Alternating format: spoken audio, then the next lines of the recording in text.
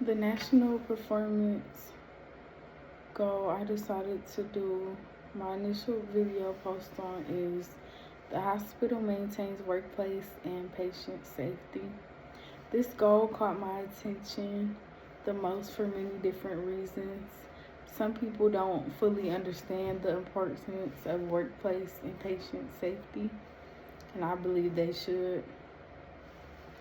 Workplace safety includes the policies, procedures, and practices that are put in place to protect employees, employers, customers, and others in the workplace at the time. Practicing workplace safety is important when it comes to preventing accidents and bad health outcomes. Workplace safety is also important when it comes to employers and patients feeling safe within the workplace. Accidents in the workplace can have many negative impacts on the work environment. For example, things like medical expenses, it could cause more medical expenses, worker compensation claims, legal fees, equipment damages, and just lost productivity. Making sure workplace safety standards help reduce the possibility of these things happening. It's very important. Workplace safety looks like a physically safe environment, meaning like you can automatically tell it's clean and organized by just walking in and looking at it. It includes proper training. This is important because without proper training, the job won't get done correctly. And a job not being done correctly in the healthcare field can lead to a serious injury, or it could even lead to worse, which is death. It looks like providers wearing PPE, which stands for personal protective equipment. Examples of PPE are hats, gloves, safety goggles, masks, and the proper footwear.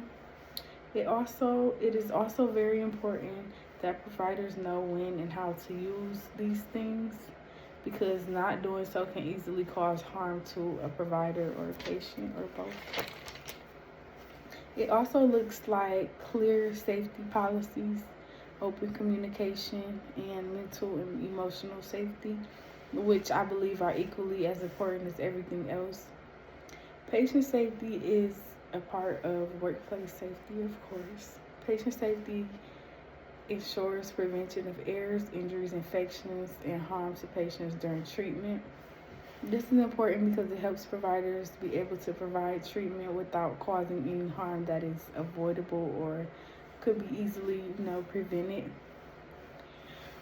Patient safety prevents medical errors. For example, it ensures diagnosis, medications, dosages, and treatment protection. It helps prevent infection, and it does this by encouraging good hygiene, having clean equipment, protective gear, and a clean workplace environment, just period. Patient safety helps with safe medication practices also, which is very important. It enhances effective communication. It encourages patient involvement. It also improves quality of care, reduces healthcare costs, and builds trust within the healthcare field or system or in the workplace, period. Patient safety looks like many different things also.